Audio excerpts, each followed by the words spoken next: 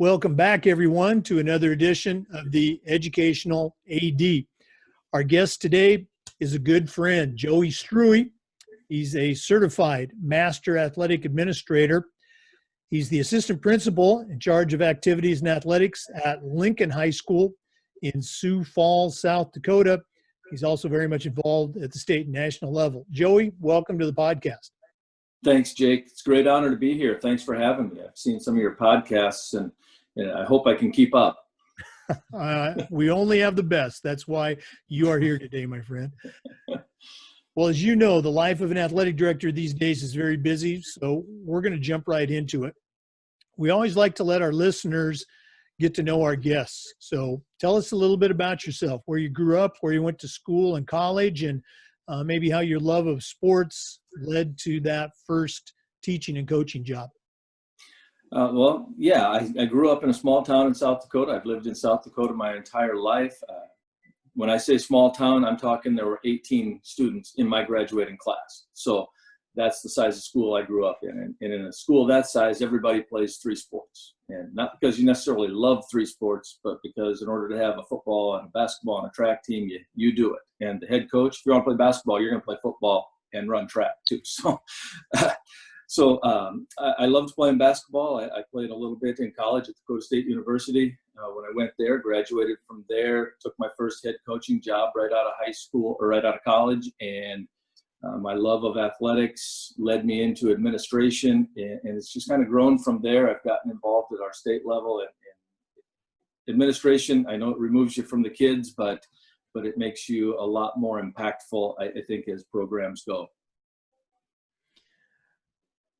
Well, tell us, how you made that transition. I'm sure some things fell into place from, teaching and coaching to, that first job as an AD. The transition was fairly, abrupt. An opportunity came open. Not that was bad, but an opportunity came open, a retirement in Esteline when I was a young coach there. The athletic director resigned after many years. And I saw that as an opportunity to get into athletic administration. At that time, our school board didn't want a head coach to be an athletic director as well. So I stepped down from coaching. Several years later, I stepped back into coaching as an assistant coach and found that to be even more enjoyable, I think, than as a head coach, because you didn't have those head coach responsibilities. You got to work closely with the kids and focus on game items rather than the big picture. So that helped me free up to become an administrator as well. Well, you and I have worked together most recently with the certification committee at the national level, but I know you're also very active with your state association. I think it's important for our younger athletic administrators to kind of hear the process. They might wonder, well, geez, how can I get that position, or how can I get involved? So kind of tell how you got involved with your state association. Jim Dorman, who still is our executive director, approached me, I suppose it was maybe 15, 20 years ago now, and served as a mentor for me, asked if I wanted to be our state's technology coordinator. We didn't have a website. We didn't have a lot of web presence. So he approached me because I was serving as our school district's technology coordinator as well as athletic director and teacher. So I accepted that position, and that's what got me started. But his mentorship, taking me under his wing, getting me involved, and I think that's what we have to do as leaders in our position, is reach out to those people because they don't know what opportunities are available. It's hard to research those and feel like you're not trying to intrude on some old-fashioned good old boy system, as it were. So we have to be inclusive in reaching out to those people, to the young ones. You touched on a very important point, mentoring. Or who have been some of the mentors for you, even going back to, when you were a student athlete, that encouraged you, that you can still hear their voices today as you deal with your kids and your coaches? Yeah, my head basketball coach when I was in high school, Russ Schwartz, he was the one who drove me to want to be a coach in the first place. And had I not wanted to do that, I wouldn't have ended up in athletic administration. he's a big one. As a young coach, a young athletic director, I had several small town coaches who were big time mentors and people, not only within the state, but within the country. I mentioned Jim Dorman in our area, Don Ray, Marv McCune, guys like that just were, they were the old wise men, if you will, of the world, who were just very approachable and would talk your ear off when you'd ask them a question, and they didn't have any qualms about sharing their wisdom, their knowledge, and their expertise with you, even though they didn't think they were really even doing that. That's what they were doing. You know, they had no intention of, I'm going to help this guy out, but that's exactly what they did because they were so humble. They just didn't realize they were doing it. Yeah, I think we see that a lot as coaches. I think we tend to keep our secrets. You know, we don't want to share, but it's just the opposite as athletic directors. You know, there's definitely a willingness to share and help, truly help mentor that next generation. Looking at, you know, your present position at Lincoln, what were some things maybe when you first took the job as AD that you looked at the school, you looked at the programs, and you said, well, we're doing this pretty good, but I think we can do better? Or maybe what's something that you brought brand new to Lincoln that you're particularly proud of? That's a good question. The thing that I think I'm most proud of is my involvement with the student athletes. Last year, we started a captain's council for the first time, and I'd never run one, but I thought it was time that student athletes just needed a voice. They needed someone outside of their coaching chain to talk to, that they felt like they could be comfortable coming into my office, or they needed that leadership training so that they could help their teammates become better followers, better leaders when they left the program. I did that last year, and I think it's been a wonderful addition to our school. The kids appreciate it, and most of all, it gives me back that connection with the students that you lose when you become an administrator. You don't have that direct contact with the kids that you do when you're a coach or a teacher, and I really missed that with the kids. You know who they are, they know who you are, but you really don't know each other. And I think this has given me a good chance to reconnect with them and them to feel like they've got a real say, that their voices are being heard. We had some concerns a few years ago with some things, and those issues were addressed because we talked with the kids. And that's what led me to the realization, you know, we need this not to react to problems, but to come together to work towards a more meaningful program for them so that things like that don't happen. Oh, that's great stuff. Let's go ahead and talk about COVID. You know, certainly it's impacted everyone across the country. And we've also seen a variety of responses for different states as well as within states. My own state of Florida, you know, we are currently on hold, but different regions have different ideas about what we should do. I'm curious, what did you do back in the spring when COVID first hit? What were some of the things you did with your coaches and your student athletes to stay connected? And then understanding that things could change tomorrow, what's going on right now in your state of South Dakota? Well, back in April, or late March, early April, when there was that big disconnect, everybody was trying to figure out what they're going to do with education. How are we going to deliver classes? I could have took a step back a little bit because I knew that there was going to be that push, and those things were at the forefront. How am I even going to access my algebra class or my biology class? So I took a step back. And after a couple of weeks, then I went ahead and started to reach out to the coaches again in my student captain's council. And I scheduled a Zoom meeting with John Gordon. It was one of the things that we did. He came in and he spent 45 minutes or an hour with us talking about just resiliency and grit. And, you know, the things that John always talks about when he's doing his thing. And it was just such a good thing for the kids to talk to. They asked a lot of questions. And John was very good about sharing. So that was one of the things that we did. Another thing I did with my coaches was I took the time to go through the 3D coaching model with them and do some virtual meetings with them. We went through the program. I purchased a program for them so that they have the opportunity to become 3D coach certified at their pace. But then every week we'd have a Zoom meeting to discuss modules within that. So we stayed connected that way. As we got into the spring, the early parts of the summer, we put together a plan to come back into our gyms with our kids. After school was released, we put together the plans that are similar, I'm sure, to most people around the country. You limit your group sizes, you're screening kids, you're working in pods and limiting exposure. And the summer has gone very well. In fact, our off-season workouts ended yesterday, and we start soccer practice and tennis practice and cheer and dance on Monday this coming week. So we've got a plan in place. We're starting all of our activities on time in South Dakota. Fortunately here, there hasn't been the uptick that you've seen in Florida or some other states in the country.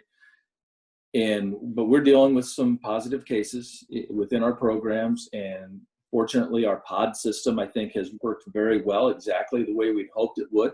We've shut down a few pods once or twice, but we haven't had to shut down programs, and we haven't had to close our buildings. So the processes we put in place, I think, were very good. So now it's going to be a question of, if we can sustain that within our programs. If we do that now, if a school has a positive case, we have to do what Major League Baseball is doing. Is somebody not going to come and play us this week, which I'm sure is going to happen at some point, or we're not going to want to go play them because they've had one or two positive cases, and we'll just react like that. Hopefully we can get through the season. I'm sure we'll miss some games, maybe a week or two, because we have to quarantine, but hopefully we can isolate it to that. That's our hope. That's our goal. And that's our plan, so that we can get through the season and at least say that we've done everything we can to ensure that those kids get to play. That's our goal. What's been the response of the kids and the coaches and the parents too to the summer workouts and now the plans to reopen? The coaches have been great. They're doing everything we've asked them to do. They have the same philosophy. We just want to play. And whatever we have to do to make that happen, we're going to do. We're going to limit our off-season gatherings, even in season. Big part of a football culture, or any sport culture, even fine arts, marching band, for example, a big part of their culture is their gatherings, their tailgates, their potluck scrimmages in the middle of the preseason, their retreats, those things. We're going to eliminate those this year to reduce the mass gatherings, and go from there. And the parents have been great. Every time we've contacted someone, yes, I understand, just checking to make sure that we don't do anything that we're not supposed to do. Team meals following a game, how do we even handle those? We've got things in place, prepackaged food. We're not sharing pizza boxes. We're not, little things like that who would have ever thought we would have had to think about. And sometimes it seems like it's an endless rabbit hole of, well, what happens if? How do we handle this? And you can just get bogged down in those details. And at the end of the day, it's just, we're going to do everything we can. We're going to make mistakes. Some kids are going to, during practice, are going to stand too close together for a period of time because coach is over here coaching. We can't expect them to stop coaching. Those things are going to happen. And we're just going to have to remind them, hey, it's kind of, everybody arm's length away, do the best you can. We get it. Water bottle sharing. How do you prevent that, with limited resources? We don't have the staffs that a college or NFL team does. Everybody can run over and have the water bottle squirted in their mouth every time. So, there are just countless details that, you just have to think about and do the best you can with, and everybody's been very understanding. We just want to play. We'll do what we have to do this year. We just want to play. Well, it sounds like you've got a good plan ready to go. Let's shift gears a little bit. This spring, in addition to COVID, we also saw an increased awareness regarding social issues and social awareness. Certainly the events in Minnesota kind of kicked that off.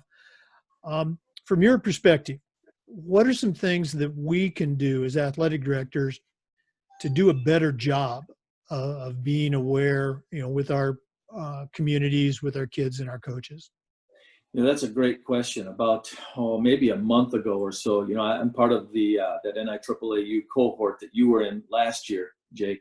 I'm doing that this year, and I emailed Daryl Nance and Mike Elson, and I asked them that very question, because we're all dealing with COVID. We can't get back to play if we don't deal with COVID. But on that back burner, there's those issues that the kids are still dealing with that are going to manifest themselves come game time. Are students going to take a knee? And if they do, are kids in the stands going to start getting unruly because they don't agree with that? So there are things that we need to work through, and we can't simply be reactive to. We want to try to be proactive with. And I don't have the answers of how we do that, but it starts with dialogue. We have to talk to kids. And that's one of the things I'm planning for my captain's council, is how do we reach out to the rest of our student body to make sure that they're included, their voices are heard, everyone's opinions matter. What do we do? How do we do it? And make sure that everybody feels included. Those are great questions. I don't know that I have the answers to exactly what we do, but it's got to start with dialogue. We have to talk about it. We have to have those difficult conversations. No, I mean, that makes perfect sense. Let's lighten things up a little bit. What are some of your favorite parts of the job? What gets you excited to get up each morning and come to work? It's dealing with the kids. When the kids are around, you can't beat that feeling. If you find something you love to do, you'll never go to work a day in your life. That's always been my philosophy. So it's Friday nights. You're at the ball game. You're at the football game. You're at the basketball game. Whatever it is, the marching band contest, and the kids are performing, and you look around and you just say, "This is my job. This is my office." I mean, you just can't beat that feeling. It's just rejuvenating. It's about the kids. That's great. We got the best jobs in the world. We mentioned earlier that you and I have got a chance to work together on certification, and you were actually the first state coordinator to utilize one of our new certification tools. Go ahead and share with our listeners a little bit about that.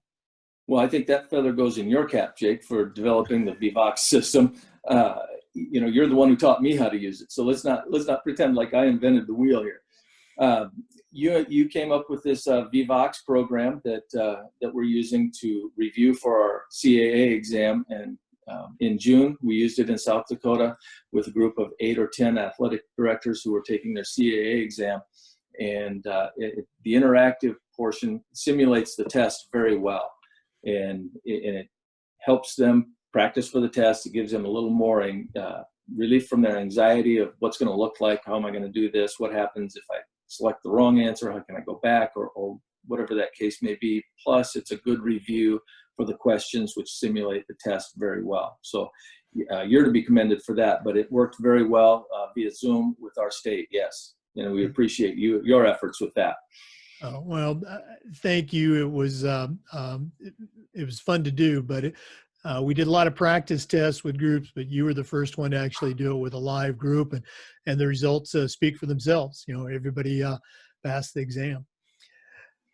Well, Joey, we've kind of come to the end of our interview, but we always like to wrap up with what we call the athletic director's toolbox. You're certainly an experienced AD, an award-winning AD, and now your task is to send a brand new athletic director out on their very first job. But I'm only going to let you put 3 things in their toolbox. What's going to go into Joey Struwe's AD toolbox? Surround yourself with smarter people than you are. And in my case, that's not hard to do. Don't be afraid to put people in a position who know more than you do, because that's how we grow. That's how we learn. Don't take yourself too seriously. Take the job seriously, but don't take yourself too seriously. You've got to be able to separate yourself from the position and have a support system of your own. Be a support system for your coaches, but you've got to have your own support system. You can't take the job home with you 24/7. This period in time has been a very good reminder of that, because it seems like every day, every night, we're dealing with something different because things are changing so rapidly. So we've got to be able to pull back just a little bit and take care of yourselves, because if you don't take care of yourself, you can't take care of others. Wow, great words of wisdom. Thank you for sharing. Well, Joey, thanks so much for being on the podcast. Really enjoyed it. Thanks, Jake. I appreciate you having me here. Take care, my friend. Oh, absolutely. We'll be in touch, I'm sure. Another committee meeting. Yeah, I'm sure it's coming soon. Well, to our listeners, thanks for tuning in. Come back again next time for another edition of the Educational AD.